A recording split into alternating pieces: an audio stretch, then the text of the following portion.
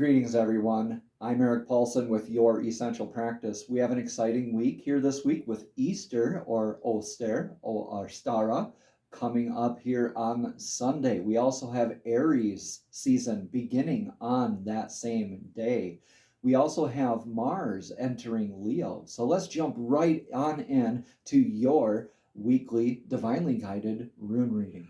Greetings, Aries, and welcome to your divinely guided rune reading for the week of the 17th through the 23rd. Now, I've already meditated on the runes, cleansed the energetic space, and shuffled the runes here for you. And at the end of the reading, we'll get a message from the Soul's Journey Oracle deck that will provide a little more clarity to your weekly message. This is, again, the 17th through the 23rd. In your energetic past recently, you've been going through evaluations of your paradigms, thought processes, your legacies, your foundations. What are you going to leave behind for the next 7 generations? Like, what's the impact that you are leaving behind? What sort of example are you leading? What sort of solid foundation are you launching all of your energies from? Now, this is Othala, and Othala is very much about those transitory versus perpetual sort of notions, and you're encouraged to really see what is going to be more perpetual rather than simply transitory. So your legacy, your foundation, so it can last for all of those other generations. All right. Now let's get into your energetic now. You have a lot of kind of like the Midas touch here, Aries. This is Sawilo. This is the sun rune. Now, the sun rune is like the Midas touch. Like you can almost do no wrong, right? You're coming from this beautiful grounded place, these beautiful energies, and going into your success, your natural vitality, your natural feeling of abundance. Remember that whatever the sun's light touches is blessed by the sun's light. So everything that you are touching seems to be blessed with this beautiful legacy that you're carrying forward. You're like leading by example. You're really turning over a new leaf here recently, Aries, and it's about time, isn't it? A lot of those discordant energies of your recent past are melting away. So look at those very near future energies here. That is the rune Lagus. Now, Lagus is the divine feminine's rune. Now, divine feminine, why is it the divine feminine's rune? Because this is the rune about intuition, about flow, about being present.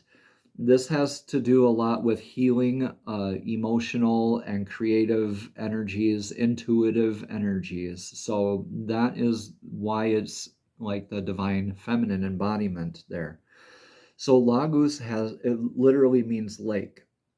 It could also be indicative of sea, lake, flow, water, viewing water, scrying with water, dowsing with water. All right, take what resonates with you and leave what doesn't, please. In your now influence, we have this beautiful Odin's rune. Now, Odin's rune is a blank rune. Now, not every reader uses Odin's rune, but Odin's rune is like that patch covering up Odin's eye. This is something that is either deliberately hidden from you or something that you already know. I err on the side of caution and think that this is something that you already know. We will get a rune of clarity here at the very end. So let's look at your current advice. Like, what is your current advice energies? So this is in Yara. Yara is this rune here. It means year. It means harvest. This is that endings creating beginnings and vice versa. Beginnings creating endings. This is a lot of stock, evaluation, a learning period in your life. So this is a time for you to really learn from all of this progress you're making with all this healing that you'll be doing. Now, I really want to see what that rune will be. So I'm really curious about that because this is more of an evaluation period, a learning period, assessment, right? When we're taking in a harvest, we like to think of, okay, did I get enough crop to last through the winter? Did I nourish the crop enough? Did I water it enough? Did I plant the right seed? Maybe a different crop to be planted next year. Let's see. So what's your most likely energetic outcome here, Aries? You have this beautiful rune of Algies. Now, I consider this the rune of faith. Now, with your learnings and evaluations, your thoughts, feelings, and emotions all wrapped into this legacy as your launching pad, your foundation, right? Springboarding you forward into the success and beautiful divine feminine healing work. And learning and evaluating is going to help increase your faith. This is the rune Algies. Algies is the elk. You can see these as the antlers of the elk reaching up to the heavens as the divine connection. And these are also antlers for defense. So this is your divine defense, your divine protection. Moving forward, you know you are divinely protected. Ergo, this is a rune of faith. Now let's get a rune of clarity for your current energetic influences here. And for your energetic influences clarification on the current current influences, rather. This is Gibo. This is the rune of partnerships. This is the rune of spiritual gifts.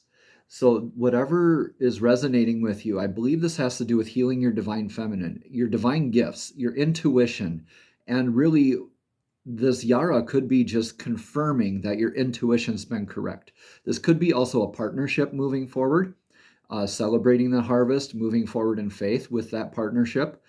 This could be giving and receiving gifts. This is reciprocal energy.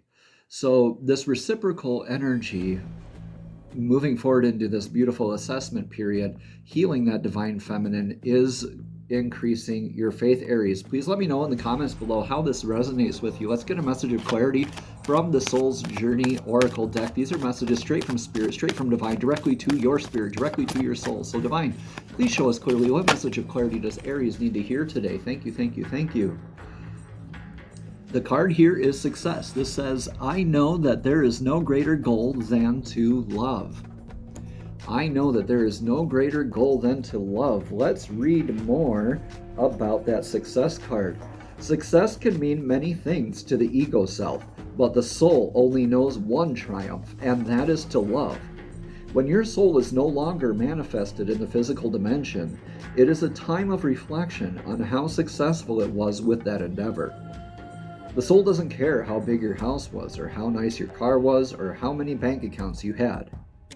The soul only cares about how you experience love and compassion. In the infinite wisdom of the universe, the more love you demonstrate, the more you will receive. And even your ego's definition of success is altered. Your notion of how you would be perceived as successful will even change.